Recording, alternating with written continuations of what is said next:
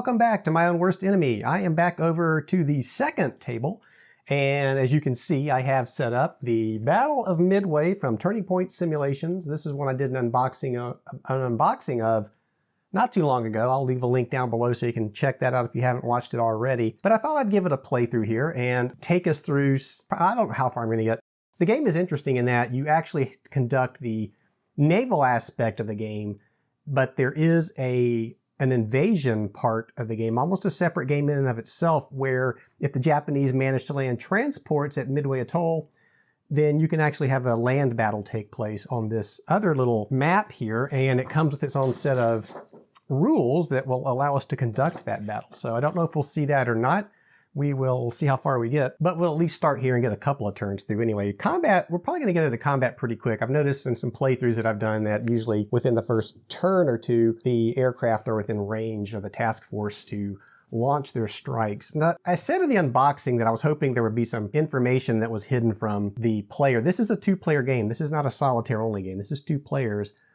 And it looked like as I was going through that unboxing that with these task force, and I'm gonna grab one here, this is the Midway Invasion Force, if you can see that.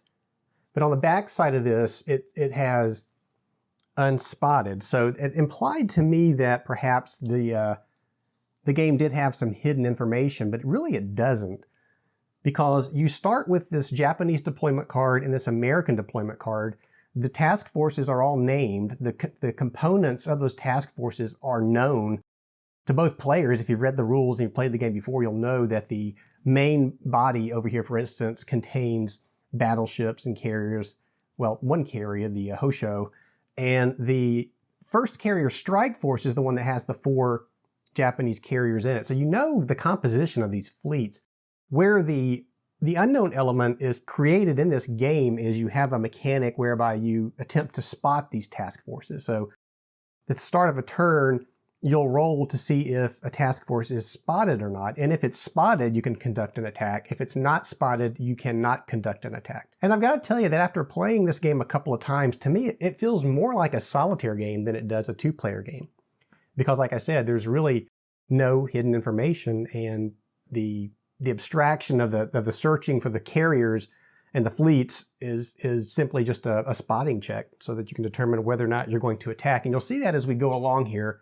Like I said, we're going to have some attacks. We'll have some air attacks. And I'll explain the rules as we go through this so that I will say the rule book that came with this game is very, it's not a good rule book. It's very ambiguous. There's some contradictory phrasing in the rule book. So it's not an easy thing when you're first learning this game. And in fact, there's not a lot of examples of play out there on this. In fact, I couldn't really find any examples of play that were really good in showing you how to do this. In fact, that's why I'm doing this video. Why I started the channel. I want to see more of these videos on how to play these games. So I'm going to try to do the best I can. And like I said, I've played a couple of times and I think I have the rules down as best as I understand them. And I'm not going to say that my understanding is 100% correct. And if you're familiar with this game and you would like to correct me, please do so in the comments below. That is how we learn to play. I look forward to any clarifications. And I'm going to explain where in some of these areas where it wasn't clear to me. And I'll explain it just in general as I go through or what I'm doing so that you can understand the way I interpreted the rule and correct me if I'm wrong. Let's just go ahead and start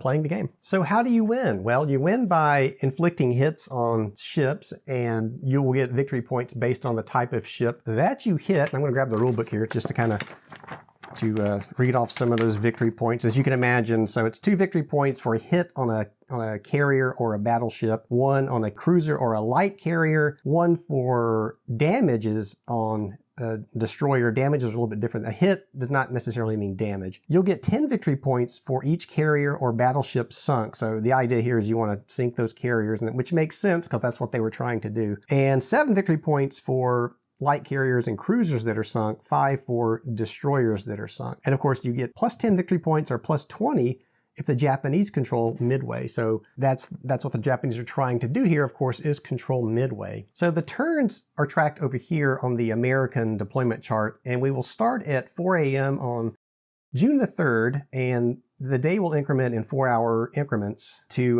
2400, which is going to be another night turn. So we're going to start with a night turn. And we'll get down to turns 6 and 7, which are night turns. And when we hit those night turns, there's going to be some rules changes for what you can and can't do. For instance, you can't launch airstrikes during the night. If there's ship battles, it'll determine how far apart your ships will start on this battle board. This on the main map is the battle board, and your ships, these are range marks for your ships for the US side, the Japanese side at the beginning, and the ships will move and battle. We'll get to that. The RL mark on Midway Island, this is the resistance level of Midway. Midway does have aircraft markers that they can use. Range is limited, and so, for instance, this Midway marker, this is a, what is that, a dive bomber, I believe. So if you look at that last number, that last number 3 is the range of the aircraft. The second one would be its bombing strength.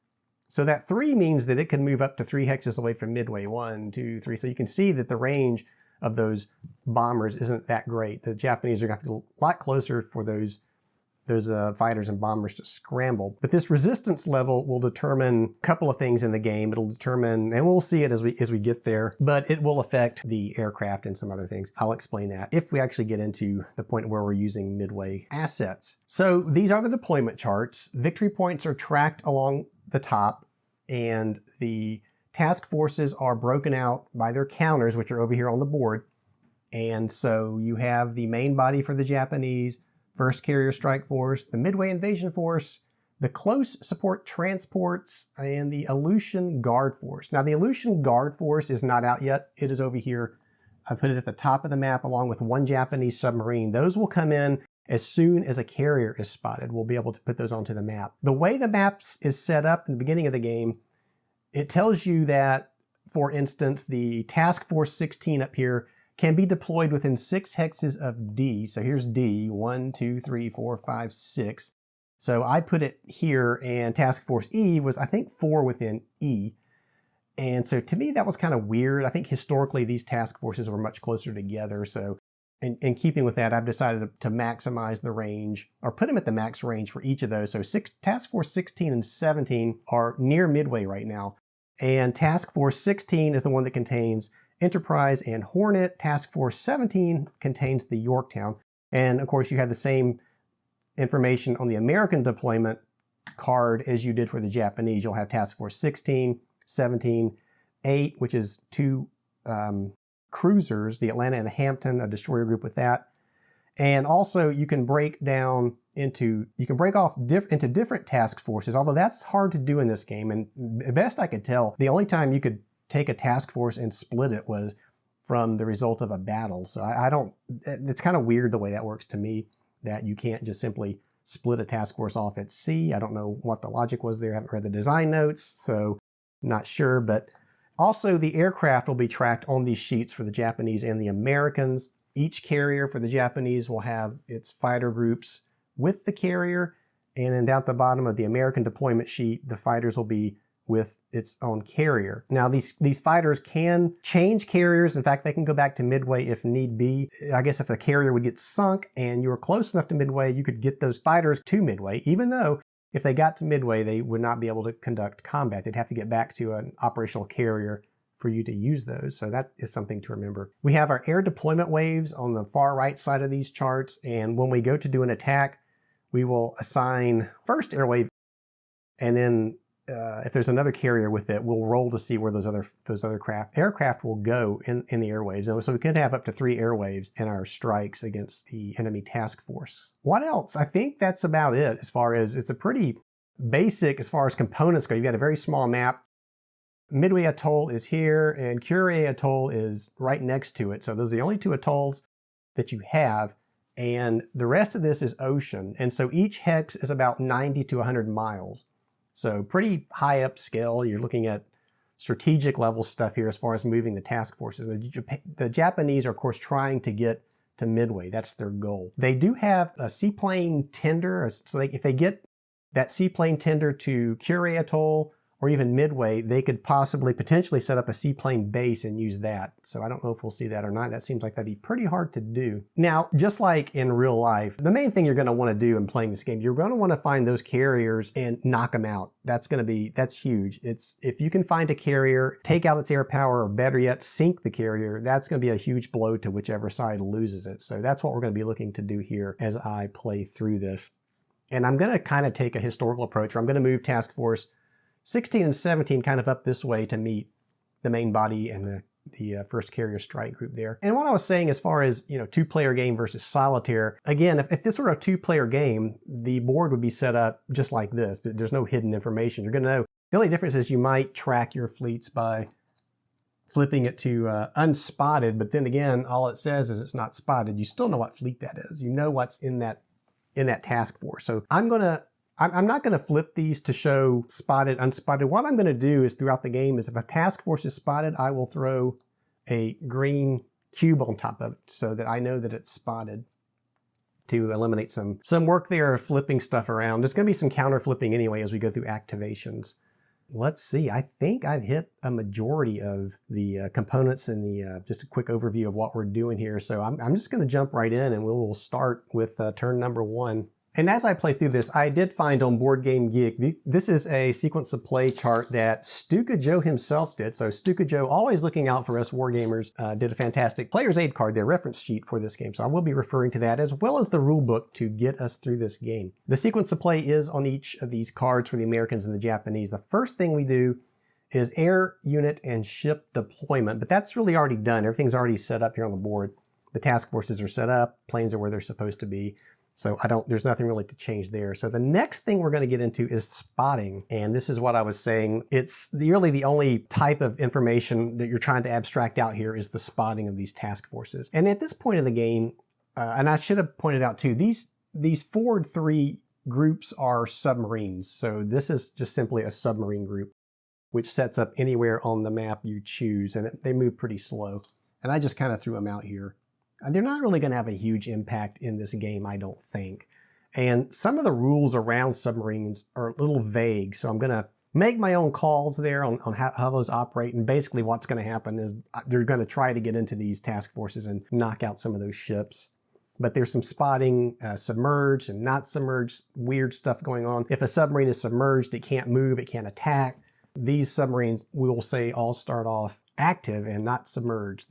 No, that's just it, active and submerged. So let's go ahead and start. We'll do the spotting first, even though at this point, it's not going to make a huge difference. We're not going to have a whole lot of, I don't think we're going to have any combat, at least on this first turn. Now it is a night turn, so that is going to make spotting more difficult. The way spotting works is we're going to roll a d6. A 6 is always a failure, so no matter what happens, no matter how many modifiers we have, a 6 will fail. We're going to add 1 to the roll because it is night. If a task force is within 4 hexes of a carrier or Midway, or a Japanese seaplane base, you'll get a -1. If it's 3, you'll get a -1. -1 if the task force is within a U.S. task force with radar-equipped carriers, and only the U.S. has radar-equipped carriers at this point. We're looking to roll a 1 or a 2 to spot a task force. So we'll start up here with the main body. I'm just going to grab a plain white d6, looking for a 1 or 2, and I've got to add 1 because it's nighttime. So let's do that for the first one. And we roll a 1, so 1 plus 1 is 2, so that is actually spotted. And what I'm going to do is put the green marker on the main body. So already the Americans have spotted the main task force, the main body task force. Now we'll do the first carrier group. 3 plus 1 is a 4, so they're not spotted. Midway invasion force is a 6. It is definitely not spotted. The transport group, that is a 4, plus 1 is a 5, not spotted. The submarines, like I said, the way I understand the submarine rules, I just don't see how you could spot a submarine. So these groupings are 1, 2, 3, 4, so about 500 miles away from the Japanese groups, and it's night. How are you going to spot a submarine? So I'm not going to worry about the subs at this point. Task Force 16, is it spotted? It's a 6, so no. Task Force 8 is a 4, plus 1 is a 5, no. Task Force 17, not spotted. So somehow the main body was spotted by the Americans at 4 o'clock in the morning. But again, like I said, that's not really going to have an impact on this. So the spotting phase is complete, and now we go into the operations. So the way the operations phase works, first it says the American player will choose who gets to activate first. So when you activate something, you can choose which of your task forces you want to activate, or Midway Island or your seaplane base if you have one. If the Americans decided they wanted to go first and they wanted to activate Task Force 16, that's one activation.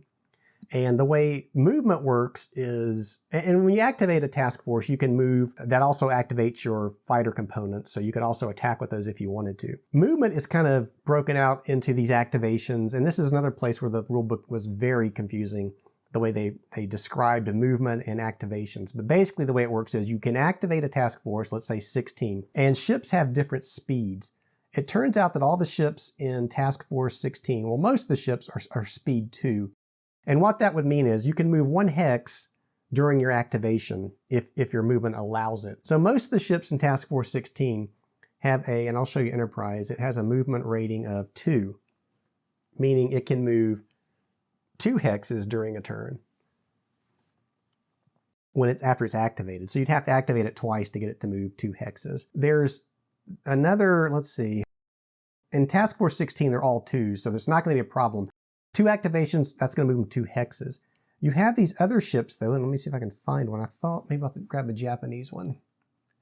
The Yamato. So the next movement factor would be, I don't know if this is going to be easy to see, but there's a 1+ on its movement. So you see the little 1+. That means the Yamato can move during its first activation. It can move 2 if it's an odd turn, 1 if it's an even turn. So it's really, whereas these units would be able to move 4 total in 2 turns, the ones with the 1+ will be able to move 3. And then the ones that just have a basic 1 with no plus next to them, they're going to be able to move just 1 hex during its 2 activations. And then the ones that have a half, you'll have to roll a d10 to be able to move during an odd turn. And then during an even turn, you can move 1 hex. So it's a roll 4 on odd turns, and you can get to move on an even turn 1 hex. So we'll see that as we go along here. And so we need to start now. Who's going to activate first? I'm going to say that the Americans will activate first, and we will start with Task Force 16. So I'm going to activate the task force, and I'm going to move it.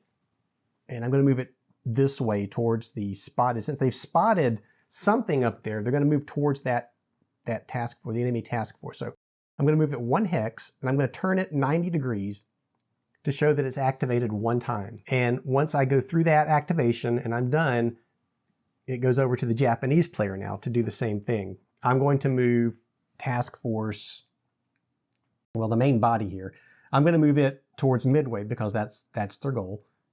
And I'm just going to move this, turn this 90 degrees and move it 1 hex. Still turn 1, and they're moving. And then we go back to the American side. Now they're going to go through their activations. So they've only got 3 things. Well, they've actually got 6 things they can still choose from. They've got each of the subs.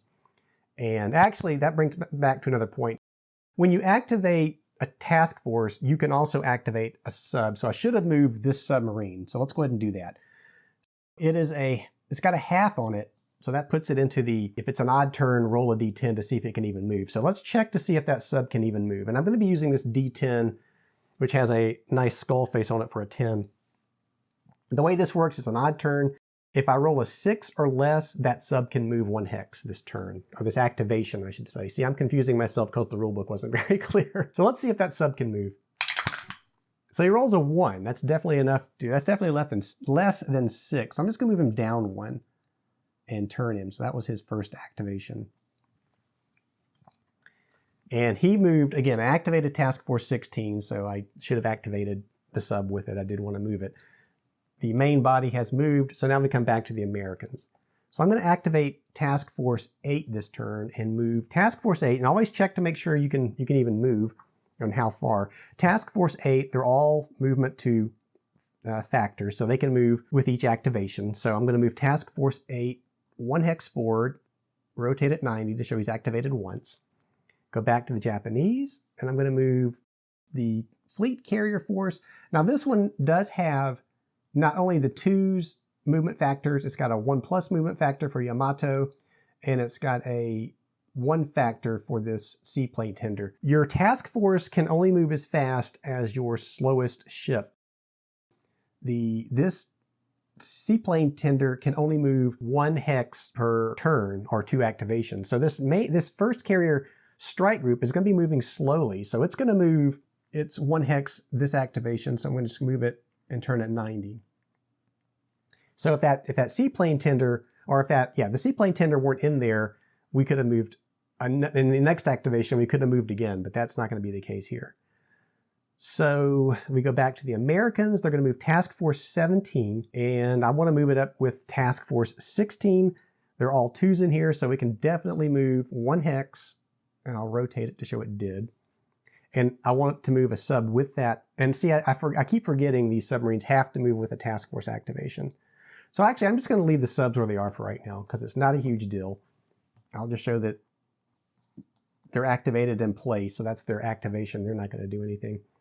We'll go back to the Japanese. We're going to move the Midway Invasion Force forward 1. No more American units to move. Back to the Japanese. They're going to move the, and I need to check to make sure, again, always check your movement factors. I'm pretty sure that the Midway Invasion Force can move 2 because I've done this so many times. The transport group is a little slower. It can only move 1. So it's going to move forward 1. And that is it for activations. Now, once a side has passed, the other side has passed, that's the end of the operations phase. And once you go outside the operations phase, then you're going to get into the recovery and spotted removal. So what happened? Well, I'm sorry, I'm getting ahead of myself here. The turn is not over. So we went through the first activation round. So and there's 2 activations per turn too. So now what happens is we start our next activations. So we go back to the American side, and I'm going to activate Task Force 16. But I'm not going to move Task Force 16. I'm going to rotate it to show that its 2 activations are complete for the turn, and now it's done. It can't do anything else. And with that Task Force activation, the sub up here, well, he's already moved, so he can't move again. So I'm just going to show that he's done by rotating him. So now they're rotated 180 degrees to show that their activations are complete for the turn. So we go to the Japanese side, and this is the main body. It can only move 1. He's already moved, so I'm just going to rotate him again to show that his activation is complete for the turn. Back to the American side, I am going to move Task Force 8, which can move again. So I'm just going to move him forward 1, rotate it 180 so we know that he's completed his activations. I should have mentioned too that if a ship enters either Cure Atoll or Midway, that they're automatically spotted. So that's why I went around the islands, not through them. Back to the Japanese, the first carrier strike group could only move 1. So I'm just going to show that his activation is complete. Back to the Americans. Task Force 17 can move another 1, so I'm just going to move him up 1. And now he's complete. And do I want to move a sub with that? Well, I can't, because remember, they're at half speed. It's turn 1, so they can only move 1. We just have these remaining 2 Japanese forces to move.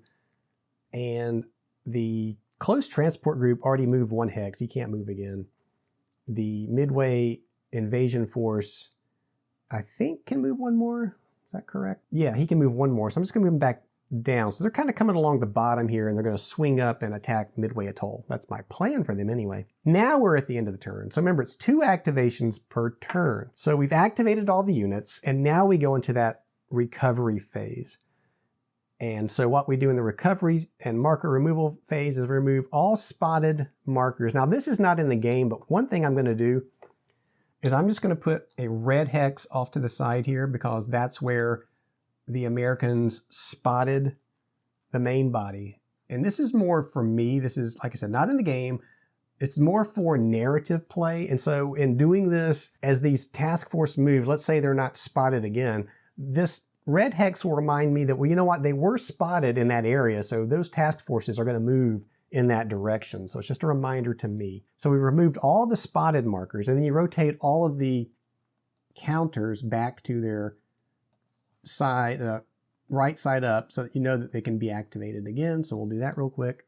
And that is it for the recovery and spotted marker removal phase. Also, at this point in this recovery phase, you could repair naval damage and aircraft damage, but we're not even close to that yet because we haven't even engaged in combat, so that's not going to happen. We end the phase and we will move the turn marker now up to 8 o'clock in the morning, and it is now daylight. And we begin turn number 2. Again, the first thing you do is air unit ship deployment. We're not going to do that here. It's already done for us, or nothing to change really. And then we go into spotting again. So let's go ahead and do the spotting again.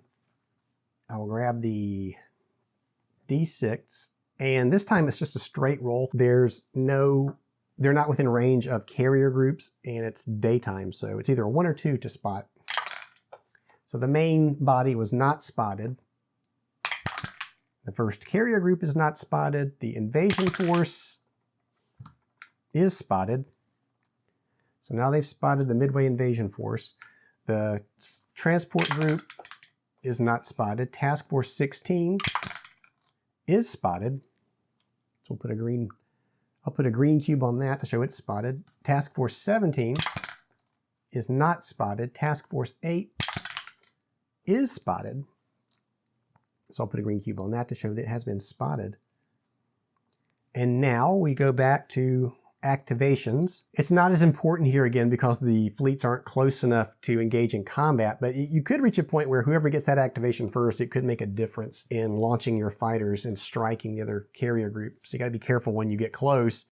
You don't want to give your enemy a chance to launch their fighters against you before you had the chance to launch against them. We may see that as we get closer here. So let's go back now. The Americans will activate again, and I'm going to move Task Force 16 1 hex for its first activation. We go back to the Japanese side and the main body. Now the main body, Japanese have spotted these 2 task forces, so I'm going to keep moving the main body towards Kure Atoll and this task force. I'm just going to move them forward 1, and we'll turn it. I'm going to leave the red marker back here because, like I said, that's where the U.S. side spotted a task force. Of course, they've lost it again. Now we go back to the American side. I'm going to move Task Force 17 up with Task Force 16. I want those carriers together. So we move them 1 hex and turn him to show these have been activated. Back to the Japanese side, the fleet carrier strike force, I'm going to move forward again, so it's going to move 1. Rotate it to show that it has moved. And that's all they can move.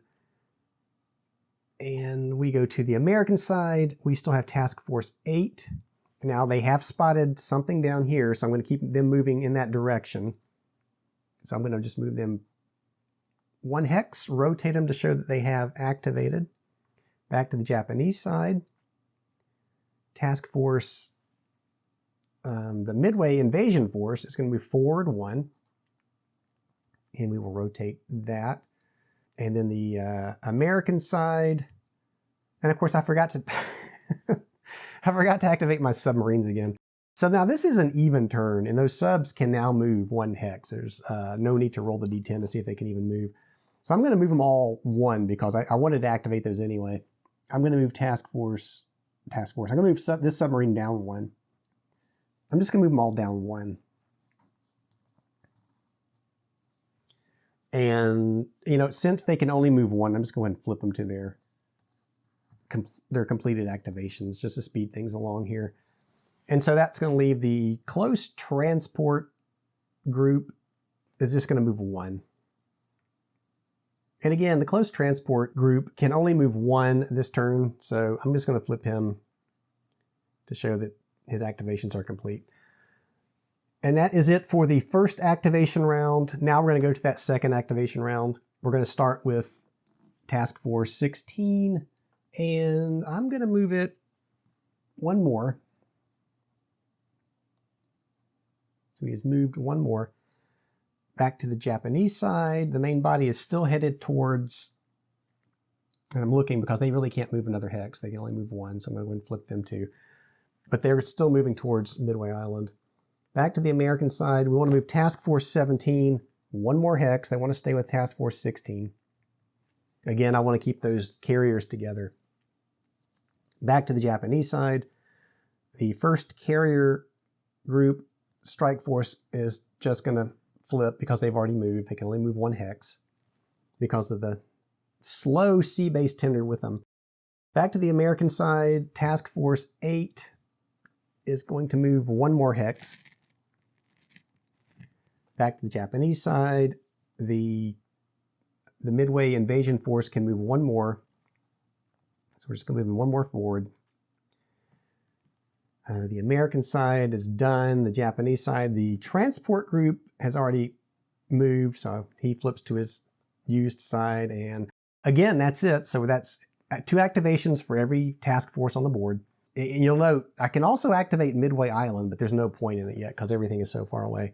So that's why I'm not doing anything with Midway Island. If I were activating Midway, I would rotate the resistance level counter to show their activations, but we're not there yet. So that is it for the operations phase, our activations and our movement. So now we remove spotted markers. So I'm going to remove this spotted marker. And again, I'm going to put a blue cube in the areas where the Americans were spotted, just for more narrative purposes than anything else, because that's where the Japanese spotted fleets, and they know that there's something in those directions. So that just kind of reminds me, that's the way the Japanese would move and react based on their latest intelligence on where those task forces were located. Not in the game, but it's just something I'm doing because it makes sense. And so now we rotate all of these markers back right side up so that they're ready to be activated next turn. And now that they're all right side up, we go right back to the air unit ship deployment phase. Nothing to do there, so we go back to spotting. So we're going to try to spot the main body first, and we're still pretty good ways away, so no. Well, there's a 2. Still day. Oh, I'm sorry, I didn't advance the turn marker. It's now 12 o'clock, high noon. It's still daytime, so that will be spotted. The main body is spotted. And the first carrier group, not spotted. Midway invasion force is not spotted. The transport group is not spotted. Task Force 16 is spotted. So now we can take away this blue cube that I put out because they've reacquired that task force. Task Force 17, not spotted. And Task Force 8 is not spotted.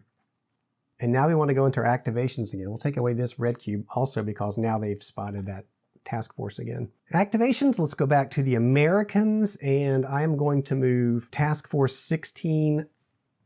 This activation, he's going to activate and move 1 hex. And back to the Japanese side, they're going to activate the main body. It's going to move forward 1 hex. Back to the Americans, Task Force 17 is going to move forward 1 hex. Back to the Japanese side, the first carrier strike group is going to move 1 hex forward. And the Americans are going to move Task Force 8 1 hex forward. And the Japanese are going to move Midway invasion force forward.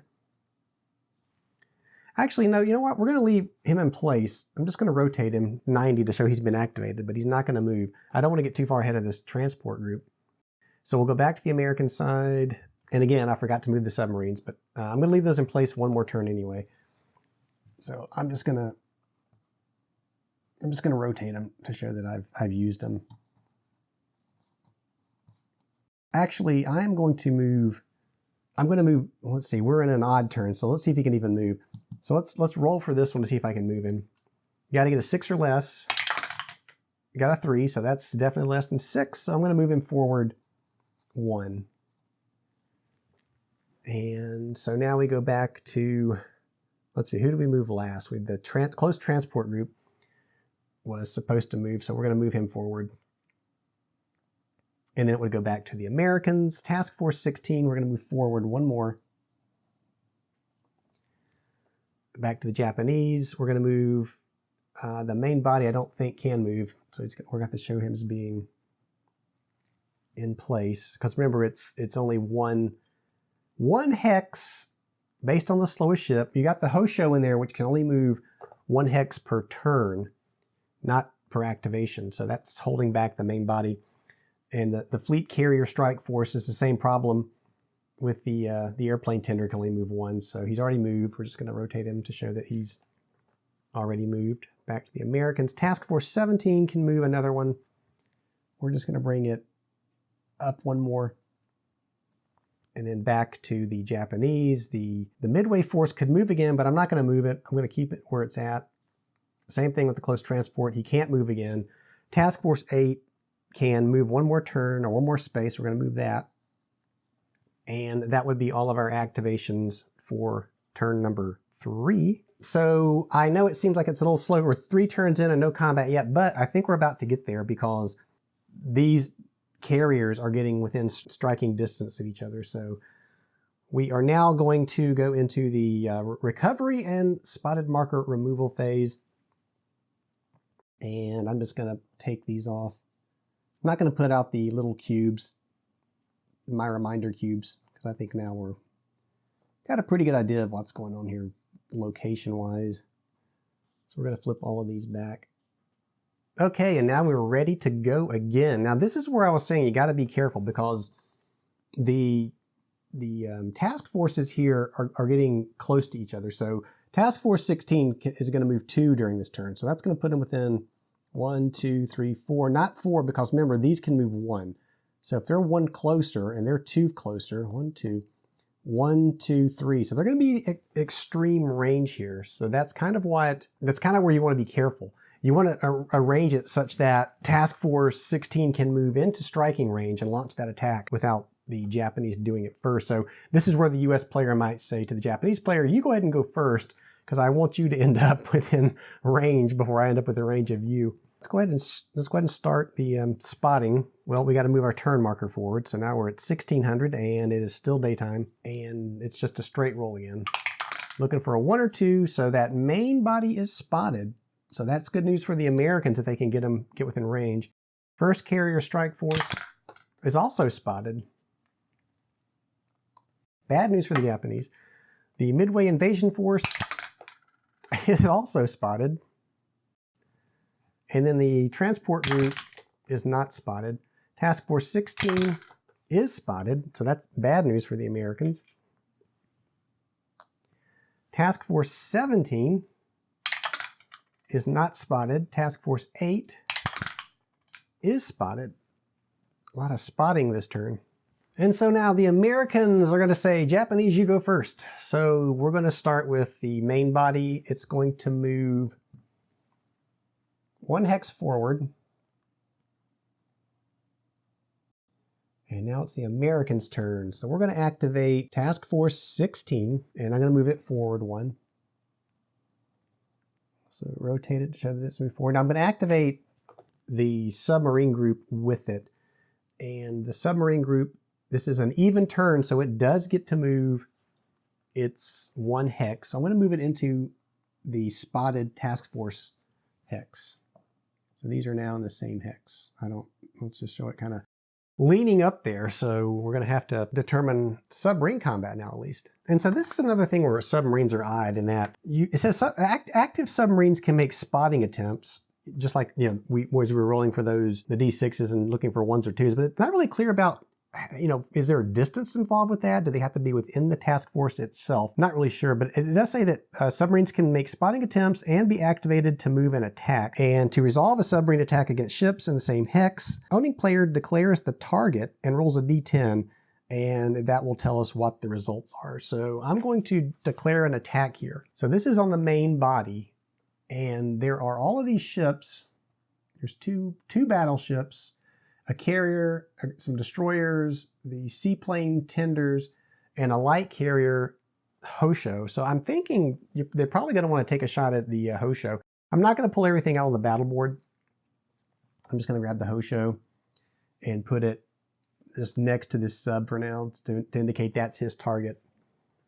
And so submarines, the modifiers for that. Now, he's looking for a modified die roll is, let's see, 1 or less than 2 torpedoes hit. If it's a 2 or 3, then 1 torpedo hits. Determine damage effects of the torpedo hits, and we'll do that if we get there. But there are some modifiers we have to make. So it's +2 for each undamaged destroyer in the same hex? Well, it looks like there are 3. So already they were at +3. So there may not be any way to hit here. I don't know. +1 per, and these are all cumulative here. +1 per enemy destroyer within 3 hexes. Well, I think what it's saying is, yeah, I'm reading that wrong. It's if there were enemy destroyers. Okay, it's just a different modifier we don't use here, because it's saying if there's a destroyer with a hit, then it's only a +1, not +2. Okay, my mistake. I'm getting confused. Easy for me to do. Okay, so this die roll modifier will get a -1 if a target has a speed of 1. And the Hosho does have a speed of 1, so we're going to take this modifier now back down to a +2. -2 if the target has a speed of 0.5, but it doesn't. -3 if the submarine is unspotted. It is unspotted, and this goes back to, I'm not sure how the spotting would take place. So I don't know that if the spotting for these groups would work like they do for the other task forces, because they are submarine. Now reading through this, it kind of indicates that maybe we should have been rolling for spotting all along, and then that's where this modifier would come in. So I'm going to say it's still unspotted. So that gets rid of the die modifier totally. And then +1 if U.S. submarine is attacking. So we get a +1 because the torpedoes at this time for the Americans were not so great. So that's what the +1 there is from. So now we roll the D10 and we see what the sub does. So I'm just going to roll here. We roll a 6, and according to this, a 6. So 4 to 8, submarine attack has no effect. Flip the sub to the submerged side. So I'm going to flip the sub to submerged. Now remember that when they're submerged, they can't do anything. So I'm just going to put the submarine under that main body marker for now. So the submarine went in, took a shot, and didn't do anything. So we still have Task Force 16 was the one that activated there. Range is 1, 2, 3, 4. So I can't launch an airstrike. So now I'm going to pass back over to the Japanese. And they're going to move, and I'm going to take the Hosho and put it back with its fleet markers. I'm going to move now Fleet Carrier Strike Force forward 1. So I'm going to move them just down 1. Back to the Americans. I'm going to move Task Force 17 is going to come forward 1. Back to the Japanese. The Midway Strike Force is going to move forward 1. And I forgot to roll for the sub again. I'm really bad about that. So let's see. Let's back it up. This is a even turn. So the submarine could have moved, but I think what would have happened is the submarine would have moved into here or not moved at all. So we're just going to say he didn't move. Let's go ahead and just show we activated him, but he didn't move. And then so this Midway Strike Force did move forward. Back to the Americans. Task Force 8 is now going to move. These are both spotted, so he's going to move forward 1. Now Task Force 8 has no aircraft. It's just some cruisers and some destroyers, so there can't be any airstrikes here. And then we're going to go back to the Japanese. They only have this close transport group, which can move 1. So it's going to move up 1. That is it for the first round of activations. So now we go back to the Japanese. The Japanese are going to move, let's see, if they move up 1, maybe I screwed myself here. So let's see. No, they can't move 1. They're this main body they're limited by the Hosho there. So their movement is done. And they're 1, 2, 3, 4 away. They might be able to hit from there. Let's check the Hosho to see if it has anything that's range 4. Nope, range 3 and range 2. So they're done moving. And now we go to the American side. So we have Task Force 16, and I think Task Force 16 is going to move up 1, 1, 2, 3. So that's going to put them in range. They're going to move up 1. So we are going to conduct an airstrike on the main body, which is 3 away.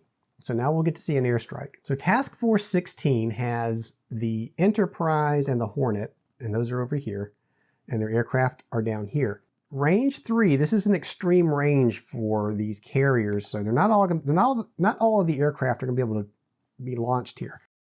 So we're going to start with the Enterprise, and I have a dive bomber, 2 dive bombers that are range 3, I have a torpedo bomber that's range 2 and fighters that are range 2. So these are going out without fighter escort, which is risky.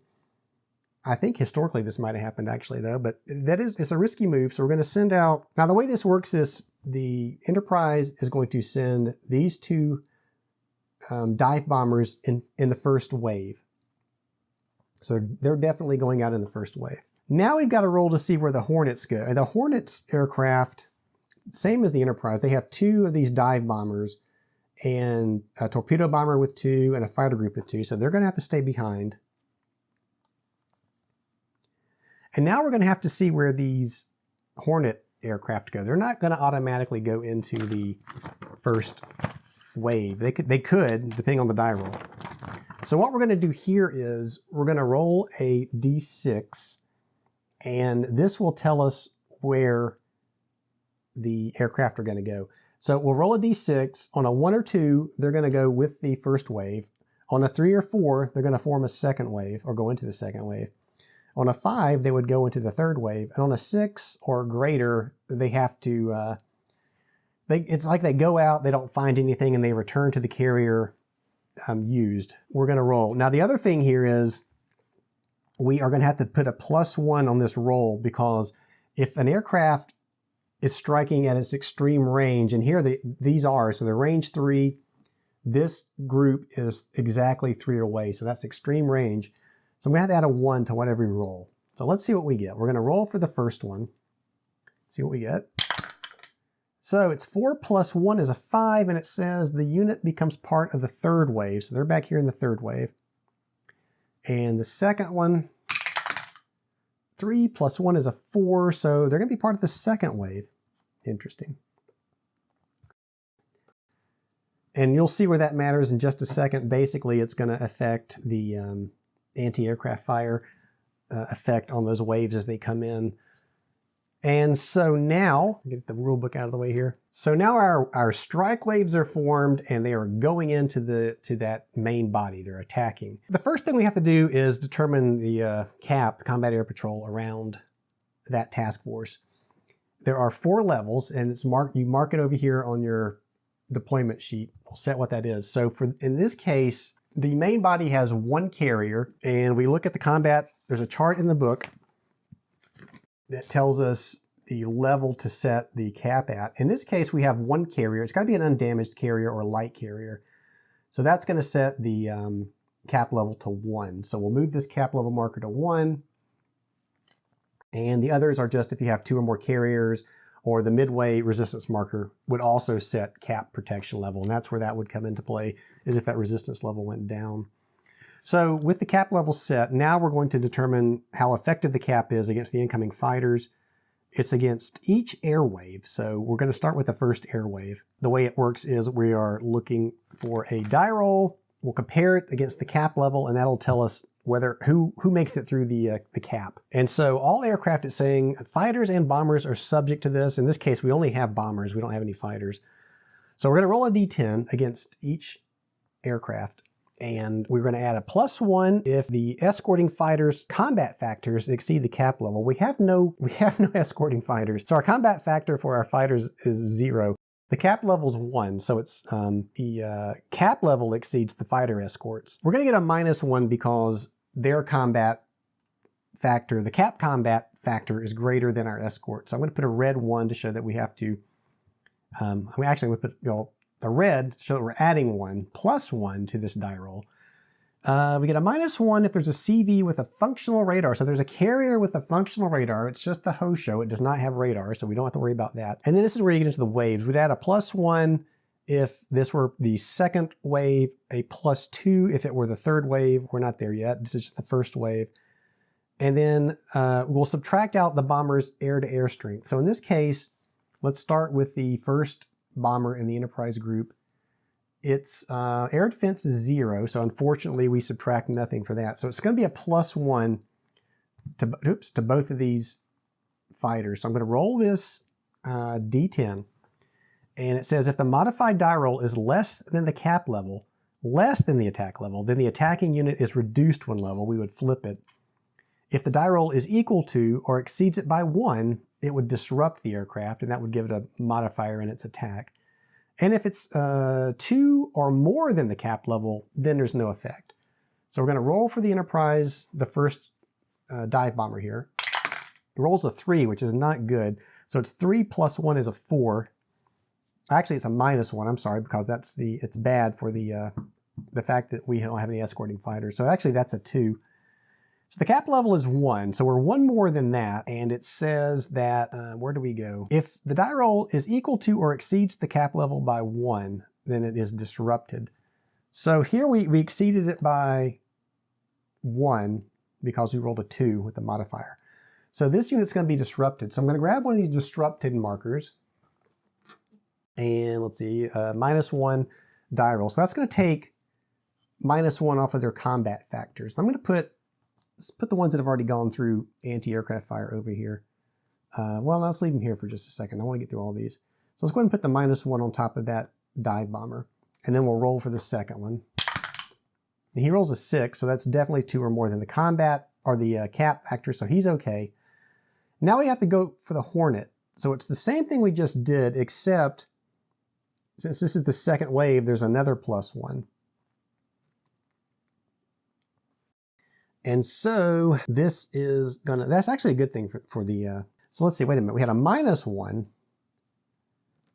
We had a -1, and so it's going to be nothing. It's going to be a wash. So -1 for the fact that their cap level was higher than our escorting fighters. But because this is the second wave, that eliminates that. So it's a straight roll, and we're looking to get 2 or more higher than the cap. Well, we don't. So we're going to get another disruption marker on this second wave.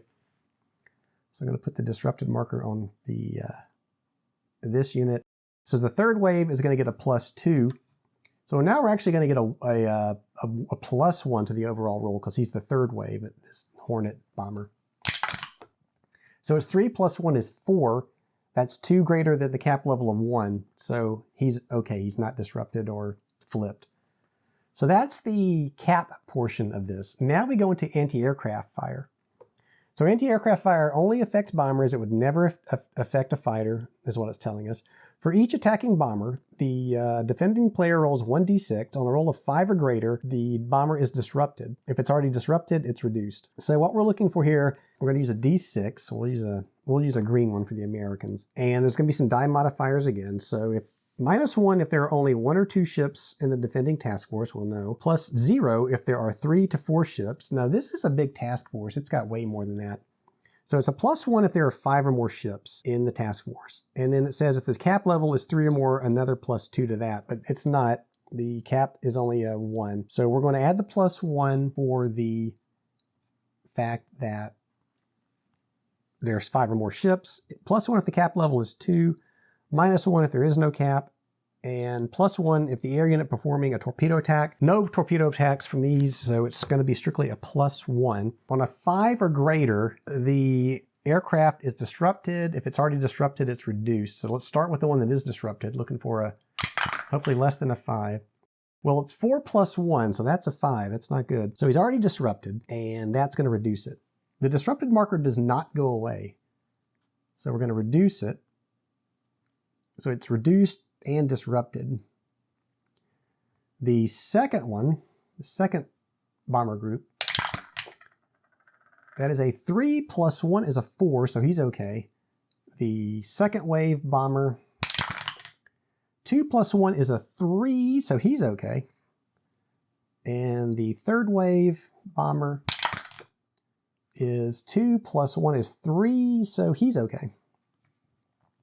So now they made it through the cap, they've made it through the anti-aircraft fire, and now they are going to attack. The first thing we have to do is determine who they're attacking.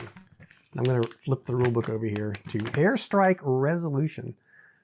So we have 4 bombers coming in. Now this is where I'm going to move them off the board because I like to put them on the board. We'll just put them over here. And we're going to assign targets. Because now the wave they're in isn't really important. That was just to determine the anti-aircraft and the cap. So we're now coming into our actual attacks. So we had this light carrier, so I think we're definitely going to want to hit that. There's also some battleships in there. So I could just send everybody after the carrier. Or I could also try to attack a battleship. You know what? I think though, because like I said, this game is about knocking out the carriers. So I'm going to send every single one of these after the Hosho. So I'm just going to show them as all coming in. I move the disrupted marker, but not the bomber. So they're all going to come in and attack the Hosho. So how does that work? So the second number, we'll start with the first one here.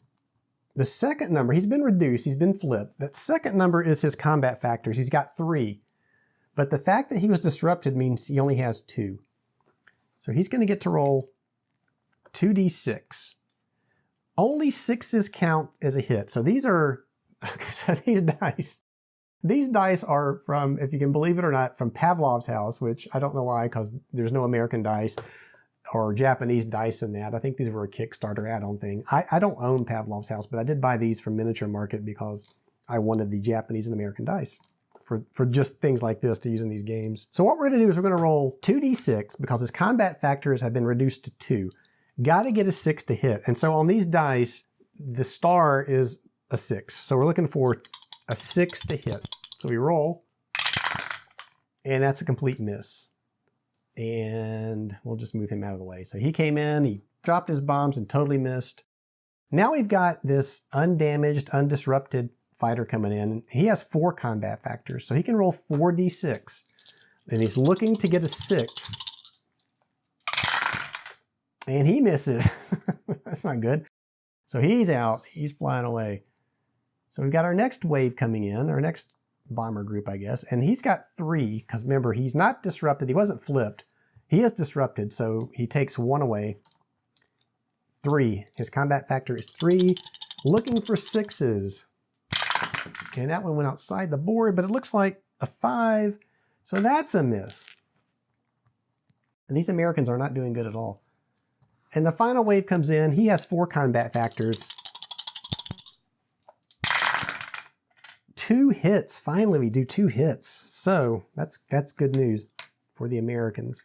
So first things first, we have 2 hits are inflicted on the Hosho, and the Hornet bombers zoom out of there. So what does 2 hits? Well, first of all, the first thing is going to give us our victory points. So we have 2 hits on a light carrier. So that's going to give us 2 victory points. So we'll put our victory point marker, the ×1 marker, on 2 to show that. And that's also going to have some effect on the Hosho itself. And there is in the book, rule book, the damage effects chart, 1 hits, 2 hits. So we did have 2 hits here. So it says all combat factors are halved, which may cause combat factors to be reduced to 0. You round down here. So Hosho has no combat factors now.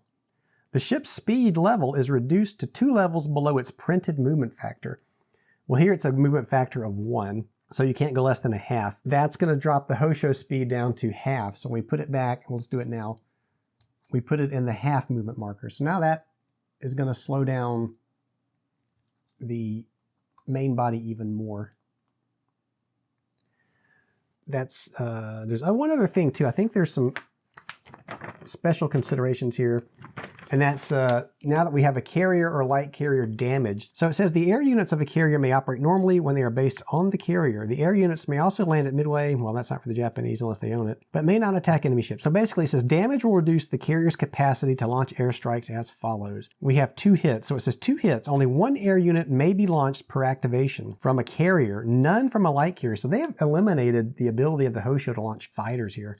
Additionally, for each level of damage inflicted, 1 air unit is permanently destroyed. Well, we have 2 hits. So the net result of this on the Hosho is we have slowed it down to a crawl now, and it's lost its air units. So if you look over here, the Hosho only has 2, and we inflicted 2 hits. So these units are now gone. I'm just going to put them up here at the top. We'll just put them upside down to show they're out of the game. That was a very successful attack for the Americans. And of course, it was all up to that last, the last bomber did it. Some bad rolling, but they managed to eliminate, they haven't sunk the Hosho, but they did manage to knock out its air power. Now, the air units are gone. The Hosho itself will actually be able to attempt repairs once we get into the recovery phase. And which is important because if another carrier were sunk and it had aircraft out there, it's possible they could transfer to the Hosho. That's good for the Americans.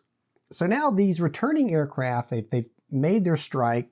When they come back, you put them in the corresponding, let's see, these are Enterprise, I believe, yeah. So the Enterprise had 2. You put them in the unavailable box for the carrier they came off of. So I'm going to put the disrupted marker is going to go under the one that was disrupted and damaged. And the other one will flip upside down and put it in the unavailable. This was the first activation, and unfortunately it was the final activation for the Task Force 16. You can actually launch another air attack with your carrier with another activation if you haven't already completed your 2 activations, which we just did. We did 1 activation. This was our second activation to move it forward and attack. So we won't be able to launch those again. The Hornet, let's go ahead and move these back to the Hornet, and I will show those as being unavailable. So they have returned, and that was our Task Force 16. Well, there is one other thing I need to do, and that is move a sub if I want to. And it looks like I've already moved this one, so I'm thinking I can't move him again. We could move this one though. So I think what we're going to do is move this submarine into this transport group. Maybe we can knock out one of these transports. We're just going to move him on top of here to show that he is now going in and attacking. So let's flip back to, well, wait a minute here. No, that's right, because we moved Task Force 16, so yeah, we can move this now. I was thinking it was the Japanese turn to move, but we don't. We move the subs with the task force. So again, we're back in here with a submarine attacking. I am looking at the, so we need the D10 for this. So we need to pick a target in the carrier or the transport group. Well, I want to take out one of these transports. So I'm just going to pull out a transport to show that's going to be his target. And we go through the die roll modifiers for this. And again, we're rolling a D10 and looking for, we'd like to get 2 torpedo hits. So let's look at the die roll modifiers again. So first thing to do is look for, where are we at? Here. So it looks like there are 3 destroyers in there. So 3 destroyers is +2 for each undamaged enemy destroyer. So 2, 4, 6. And now I'm wondering if I did the, when I did the other task force, I think I only gave him 2. I don't think I did 2 per. Oh well, it's over now. So it's 2 per undamaged enemy destroyer. So 6, and there's none that have any hits. The target has a speed of 1, so we're going to take 1 off of that. Now we're down to 5. The submarine is unspotted, so 3 off of that. We'll take it down to 2. If the U.S. submarine is attacking, add 1 back to it, so 3. So a net of +3. Okay, so we're going to be rolling and getting a +3 to whatever we roll here, and we're looking for a 1. So we roll a 7, +3 is 10, so that says, what does a +10 get us? I don't think it gets us anything. Well, let's read through this. So it says, if the die roll result is 4 through 8, no. If the die roll result is 9 or more, then the submarine is destroyed. Okay, so that's a 10. So we've lost the submarine. If there was at least 1 destroyer, it's destroyed. So there's, unfortunately, we've lost that sub. So let's just take it out of there. We'll put the transport back untouched. And now we've got a sub that was sunk up there. And I don't know, let's see if that gives the Japanese a victory point. So for nothing for submarines. Fortunately, there'll be no victory points there for the Japanese. So that completes Task Force 16 activation because he's second activation, launched an airstrike. We moved a sub, and now we go back to the Japanese side. This one's already moved. This one could move 1 more, but I'm not going to move it because we still have Task Force 8 in our face. So I'm just going to pass on him. We'll leave him in place. Back to the Americans. Now Task Force 17 gets to activate 1 more time. So if we move him up here to 1, 1, 2, 3. Yeah, he's not going to be able to hit. Well, actually, that's not true. So, okay, well, he will because this one hasn't moved. The Task Force 8 hasn't moved yet either. So I'm going to choose to activate Task Force 8 and move it forward 1. And Task Force 8 doesn't have aircraft, so that's as far as he can go. And then we go back to the Japanese. They are just going to pass on the close transport group. Now we go back to the Americans. Yeah, see, now the Americans can move Task Force 17, but that's not going to put them in range to do an airstrike. 1, 2, 3, 4. So they're simply going to have to move and end their activation. So the only thing left now is that first carrier strike group. And I'm looking, so I don't think they're going to want to move forward here, because if they move forward here, it puts them within range to do an airstrike, but it also is going to put Task Force 17 within range to do an airstrike back. And remember, the Americans have the, they can choose to activate first. But if I stop here, it may not matter here. If I stop here, then the Americans can still move up 1 and still do an airstrike. I guess I can move back 1. So it's definitely, you have to be aware of the activations here. So I'm just going to, what to do. I think I'm just going to keep him in place. Activate, pass, I guess. With the reasoning being that even if this carrier force does move forward, it's at the extreme range. And then this first carrier group could move and be within a little bit closer range. I don't think it'd be at extreme range at that point. So that is going to do it. And I forgot to move the sub. Let's just show him as being, since I forgot, we won't move him. And that's going to be it for the operations phase. And so we're going to remove all of the spotted markers. And we're getting to the point now where I don't need to put out any of those other blue or red markers to remind where things were spotted. And then we'll rotate all of these markers back to their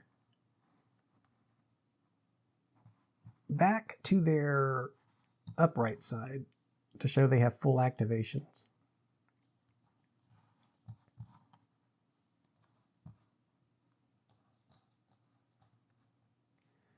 So I believe they're all back up. And let's see that submarine. So the submarine, I guess, stays submerged. He would need to be activated to change his status. So we're in the recovery phase now. We do have some damage to deal with. So naval repair first. During recovery phase, players may attempt to remove 1 level of damage from ships. For each damaged ship with 2 or 3 hits, roll a d6. For a die roll of 1 or 2 causes 1 level of damage to be immediately removed. So we're going to roll a d6 for the Hosho. So we'll grab a Japanese d6. So he's looking for a 1 or 2.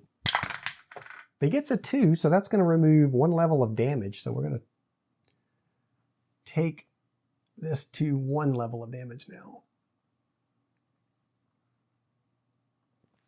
Ships that have 1 level of damage have to roll a 1, it's saying, but we're not worried about that. That was the only damaged ship. Now, air unit repair and arming. So it says during the recovery phase, air units that are marked as disrupted may be repaired. For each air unit, roll a die. An even die roll means it is now placed on available and the disrupted marker is removed. An odd means it remains disrupted for the next turn. Well, so if it does remain disrupted, you can still use it just at the reduced combat factors. All normal status units that are in the unavailable space are advanced to available for next turn. So we go over here to the Enterprise first. And this 1 unit that was not disrupted goes back to the active side or the available side. The reduced and disrupted one is going to roll a d6. And he's looking for an even to get rid of that disrupted mark. So let's see if he gets an even. He does. So that disrupted marker comes off and he goes back into the available side. So that's good for the Enterprise, even though that bomber is reduced. Now we're going to go to the Hornet. We have 1 that was also okay. He automatically goes into the available. And we're going to roll that d6 again to see if we get if I can roll it into the die tower. Well, that's odd. So he's going to have to go back with his disrupted marker into the available side. So we'll just put him in there with his disrupted marker.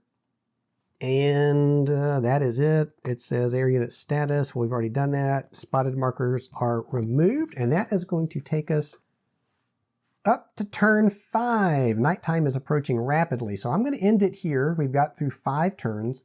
You got to see an airstrike from the Enterprise and the Hornet. Was actually pretty successful to knock out the Hosho's air groups. That's huge. Unfortunately, the first carrier strike force is still out there with 4 carriers in it.